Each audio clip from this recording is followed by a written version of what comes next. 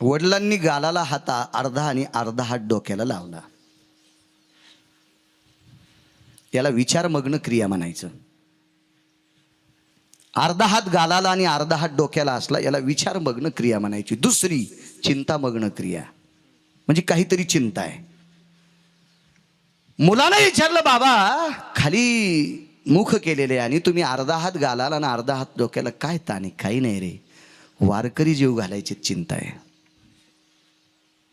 आपल्याकडे काही वारकरी माणसं आलीत, भजनी माणसं आलीत, मंदिरात भजन चालू आहे आणि ते आता जेवायला येणार आहेत आणि स्वयंपाक करण्यासाठी आपल्याकडे काहीच नाही. कधी येणार आहेत ते? उद्या सकाळी येणार आहेत. बर बाबा, भरपूर वेळ आहे आपल्याला. मग आजच्या दिवस तुम्ही त्यांच्यासोबत भजना करता मंदिरात जाऊ नका, तुम्ही माझ्यासोबत चला, आपण उद्या सकाळ पुरतं द्रव्य घेऊन येऊ. वडिलांना सांगितलं, आता संध्याकाळी आपल्याला कोण रोजान लावीन? शेतीतले कामं रात्री बंद, सगळ्या गोष्टी आपल्याला कोण कामाला लावीन?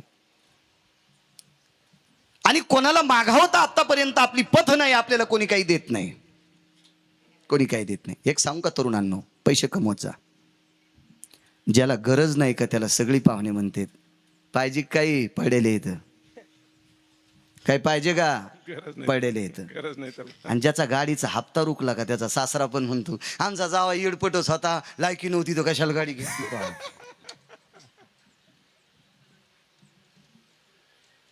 तुम्ही अजून बी लक्षात घ्या, चिखलावच पाऊस पडत असतो.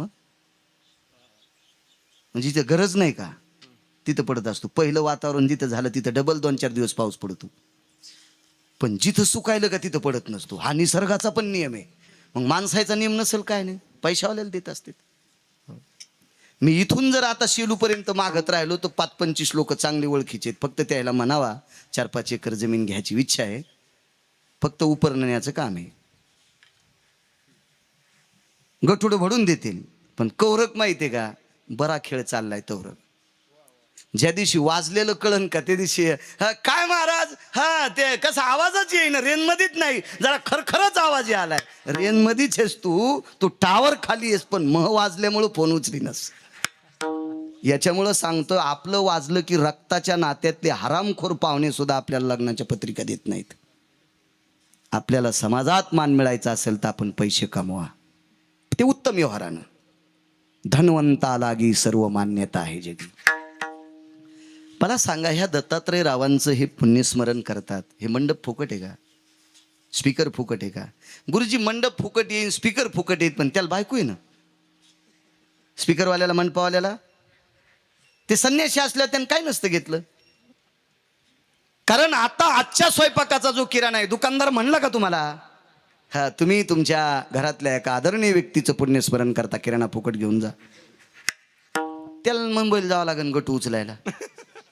त्या दुकानदाराला कसं, साखळी आहे नाही, साखळी आहे, साखळीचा दोरात कडी तुटली की मागचं माग. तुम्हाला माहिती आहे का, नुसतंच इंजन मुंबईला गेलं, डबे मागच, आणि डब्यात साखरून तूप होतं, आणि ते इंजिनवाला म्हणला मी मुंबईत आलो, आता काय नाचायला आलास का? कडी तुटली ना तुझी डब्याची, डब्याची कडी तुटली ना. ते साखरेचे, तुपाचे, तांदळाचे, गव्हाचे पोते ज्या डब्यात होते ते डब्बा माग तू इंजन घेऊन आला इकडं. आता काय वंगण लावतो तोंडाला?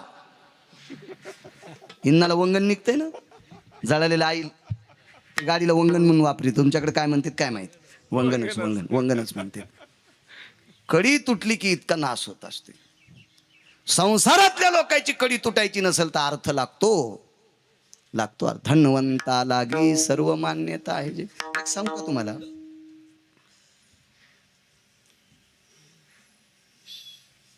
माझे 7082 गाव झाले 27 वर्षात.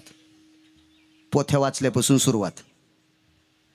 मला जास्त ग्रंथ वाचायचा नाद होता, गावगाव जायचे, पोथ्या वाचायचे. रामायण होती आमच्या परिसरात, वाचक एक असायचा, मी सूचक असायचो. 1-2 दिवस जायचा, लय फारदस्त कर. ती ओळीचा अर्थ नाही बोला मधलं काय तू साडू सांगन का? हो. आणि सोबी आता काय म्हणतात बरं का, मर्यादा प्रभू रामचंद्र, आणि त्या ठिकाणी वानर बसलेली होती बरं का, आणि काय ते वानर बघू लागले बरं का. बोला, हे आई गदाजे जवे बन बाण मारे से ताकात. वाचणार बी असा गुणगुन्या, बाण मारीसी ताकात. सूचक चांगला होता. काय बरं का, झाले रामराज्य काय उणे आम्हाशी, धरणी धरी पिके गाई वळल्या म्हैशी. काय गाई म्हशी दूध देत होत्या बरं का, ताक सांडून दिलं त्या एका डवात गेलं. बाण मारीसी ताकात. बाबू पण वाचिणारा सीताकांत म्हणलाच नाही. बाण मारी सीताकांत, सी सोडून दिलन बाण मारी ताकात.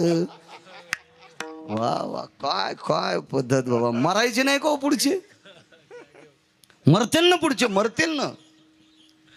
गुरुजी आपल्या संप्रदायाचा सिद्धांत आहे, काही येत नसेल तर रामकृष्ण हरी म्हणा, नाही तर आपल्या वेदाचे, शास्त्राचे, पुराणाचे मंत्र इतके प्रभावशाली आहे. मंत्र चळे थोडा तरी धडची होई वेडा. धड माणूस सुद्धा पागल होऊ शकतो. कशाला नादी लागता आगाव उरफाटे. आणि आता तो मंत्र तोडायचा नाद धरलाय काही काही महाराजांनी. ते नका म्हणू, हे म्हणू. त्या बापाची जहागिरी का सुंबळ्या, कशाला मंत्राची तोडाफोड करतो.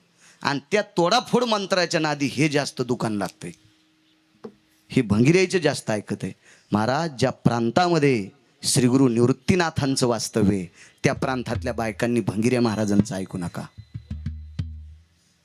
ज्या प्रांतामध्ये माऊली महावैष्णव ज्ञानोबा आहे, तुकोबारायचं भक्ती अमृत आहे, तिथल्या लोकांनी शेपुडीचं दूध कशाला प्यायचं.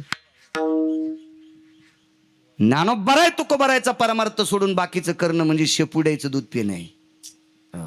ज्ञानोबा आहे, तुकोबारायचा परमार्थ म्हणजे वाघिणीचं दूध आहे. आणि आपण त्या राज्यातली माणसं आहेत.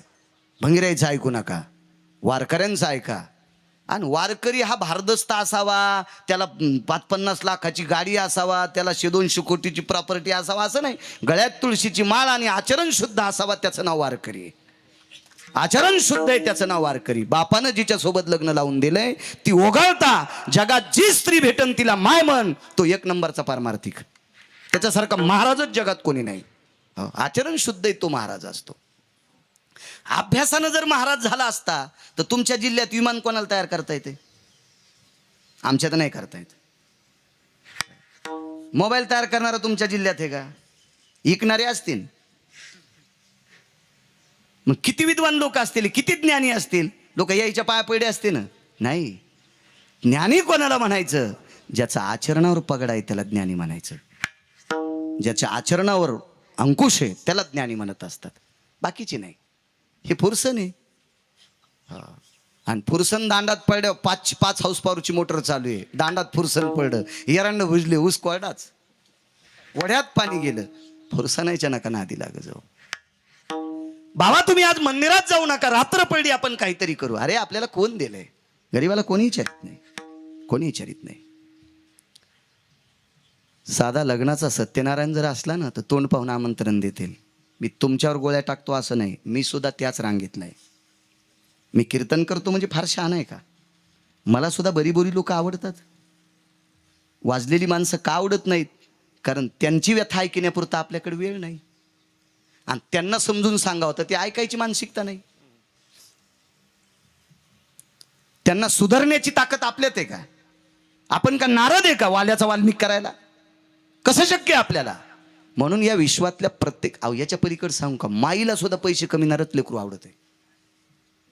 माईला सुद्धा पैसे कमावणार लेकरू. याच्या पलीकडे सांगू का, बायको सुद्धा नवऱ्या पुढे नंदी बायलावानी झुलती, पण पैसे कमीनाऱ्या ती नंदी बायला सारखी झुलते. बायको सुद्धा किंमत करत नाही पैसे न कमवणाऱ्या नवऱ्याची. अर्थ कमवा. बाबांनी सांगितलं, बाळा आपल्याकडे अर्थ नसल्यामुळे कोणी आपल्याला विचारत नाही. बाबा जीवनात आयुष्यात कधी तुम्ही आणि मी चूक केली नाही, पण आज आपण एक चूक करू, एका दुकानदाराचं दुकान पाठीमागणं फोडू. तुटला आयुष्याचा दोरा. शेवटचा 10 ते 12 मिनिटात ऐका. माणसं जेवायची, वातावरणाने आपल्याला मदत केली, दिवस त्याचे येतं. मृग सुरू आहे सध्या. लोकाच्या घरात कीर्तन आहे आपलं, वरुणाच्या घरात, त्यातली त्यात तुमच्याकडे पाऊस जास्त असतो. पुन्हा आपण एक दुकान फोडू, चोरी करू. बाबांनी सांगितलं, बाळा आपण वारकरी आहोत, चोरी नकोय. आपल्यासाठी करत नाहीत, वारकरी जीव घालण्यासाठी करू. एखादी गोष्ट करण्यासाठी अधर्म जरी करायची वेळ आली असेल तरी करा.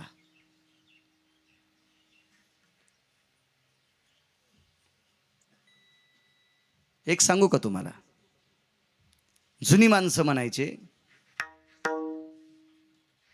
गाई इकून शेळी कधीच घ्यायची नाही. गाई इकून शेळी कधीच घ्यायची नाही, हे मूर्खपणाचं टोक असेल. हो. आणि बाप इकून माईला लुगडं कवाच घ्यायचं नाही. बापाला इकलं आणि माईला लुगडं घेतलं.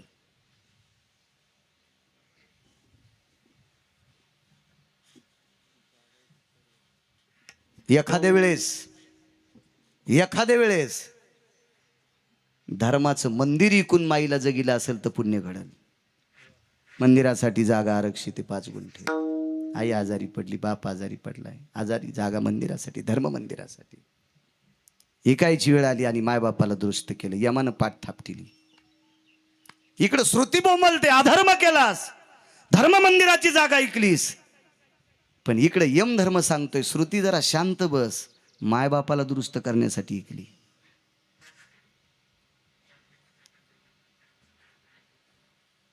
पुराणात काही काही सिद्धांत गोडशे आले. तुम्हाला असं वाटतंय त्यांनी चूक केली, अकर्तव्य नीत घडे. अकर्तव्य चुकीचं काम केले पण नीत ठरू शकते. नीत. पाराशरांनी लग्न नाव हाणणाऱ्या पोरीसोबत केलं. नाव हाणणारी पोरगी कोणाची असती? माशा पकडणाराची. श्रुती बोंबलत होती, पाराशरांनी त्याच्यासोबत लग्न कसं करावं. यमधर्मानं सांगितलं शहाणपणा करू नकोस, ब्रह्मदेवानं सांगितलं बकबक करू नकोस.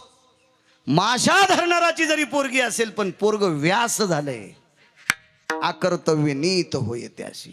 मन प्रांजळ असलं पाहिजे. मुलानं सांगितलं बाबा आपण आपल्याकरता चोरी करत नाहीत, आपण दुकान फोडू. दुकान भिंत फोडण्याचं साहित्य घेतलं आणि पाठीमागनं विकास राजे छिद्र केलं आणि त्या वारकऱ्याचा पुत्र आतमध्ये गेला. त्या वारकऱ्याचं नाव होतं संत कबीर. आतमध्ये गेले आणि जेवढी वारकरी आहेत गुरुजी तितक्यापुरती शिदा सामग्री, डाळ तांदूळ रवा काय असेल ते बाहेर टाकलं. उपरण्यात गठुडं बांधलं आणि बाहेर टाकलं. आणि बाहेर येत असताना पायाला डब्याला लागल्याबरोबर आत झोपलेला दुकानदार जागा झाला आणि मागणं संत कबीराच्या मुलाचे पाय धरले. त्या मुलाचं नाव होतं कमाल. कमाल नाव होतं. ये ना बाबा बाहेर. बाबा आता येता येत नाही. दुकानदाराने मालकानं माझे पाय धरून एका दोरीनं, एका उपरण्यानं, एका वस्त्रानं बांधून खांबाला आतमध्ये बांधलेत. आता मला बाहेर येता येत नाही. आता एकच काम करा, तुमची इज्जत, तुमची मान सन्मान प्रतिष्ठा जिवंत राहावी आणि आलेली वारकरी जेवून जावा असं जर तुम्हाला वाटत असेल तर पोराचं डोकं कापून घेऊन जा. याला खालच्याला कोणी ओळखीतच नाही, कोणाचंही म्हणून काय याला कोणी ओळखीत नाही, तुम्ही डोकं कापा. मुलानं सांगितलं बाळा तुला बाप व्हावं लागेल, मग कळलं मुलावर प्रेम काय असतं बापाचं. तुला आधी बाप व्हावं लागेल, तू अजून बाप झाला नाही. बाबा मी ज्या वेळेला बाप होईल त्यावेळेला होईल ना, त्याबद्दल दुमत नाही. पण संतांकरता आपलं शरीर खर्चावं हे तुमचं वाक्य आहे. संताचे पायी खर्चावे शरीर, सांगत से कबीर कमालाशी. बाबा मला तुम्ही सांगितलेलं आहे. मग डोकं कापलं. सर्वांना ज्ञात भाग आहे. डोकं घेऊन गेले. संत जेवले. घराच्या बाहेर संत वाट लावत असताना पत्नीने मध्येच विचारलं कमाल कुठे? त्या उपरण्यात बांधलेलं डोकं ते कमालाचे कापून आणलं. पण न रडता स्वयंपाक केला. दुकानदार हुशार होता. किती हुशार होता बघा. मेलेल्या कबीराच्या पोराला सुळाव दिलं चौकात. असा रस्ता होता चौक, इथं सुळाव दिलं आणि सगळी लोक बघू लागली. पोरग कोणाचं, पोरग कोणाचं, पोरग कोणाचं. काय कळणारे डोकं कापल्यावर काय कळेल? त्याच रस्त्यानं वारकरी जात होते. त्या वारकऱ्याच्या रूपात विटेवरचा मालक होता. वारकऱ्याच्या रूपात विटेवरचा मालक आहे. मला वाटते वारकऱ्याच्या रूपात गरुड सुद्धा आहेत. अजून कोणी असतील देवता. आणि रस्त्याने जात असताना डोकं कापलेलं प्रेत सुळावर दिलं आणि त्या प्रेतानं नमस्कार केला. त्यावेळेला कबीर रस्ता दाखवायला पुढे चालत होते. कबीराच्या पाठीमागं वारकऱ्याच्या रूपात जगाचा बाप होता आणि कबीराचा खांदा दाबला. कबीरजी जी. बालक कोणाचं आहे काही पत्ता नाही. कबीरजी खरं बोला, शीर कापल्याच्या नंतर नमस्कार करतंय ते वारकऱ्याचं लेकरू असावा, साधूचं लेकरू असावा, सदाचार्याचं लेकरू असावा, पुण्यशिलाचं लेकरू असावा, सात्विकाचं लेकरू असावा, तात्विकाचं लेकरू असावा. कबीराची मान दाबली आणि कबीरानं सांगितलं, पुढे गेल्यावर सांगतो, माझाच मुलगा आहे, तुम्हाला जीव घालण्यासाठी द्रव्य नसल्यामुळं दुकान फोडलं, पण प्रतिष्ठा जशाल तशी राहा म्हणून डोकं कापून आणलं. कृपा केल्याबरोबर डोकं जशाला तसा कमाल चेतन. पण पुराणाचा, शास्त्राचा, वेदाचा, श्रुतीचा सिद्धांत आहे, देवाच्या कृपेनं काही वेळापूर्वी रात्री डोकं कापलेला कमाल जरी डोकं लावल्याच्या नंतर जिवंत होतोय, पण आज कमाल शिल्लक आहे का? नाही.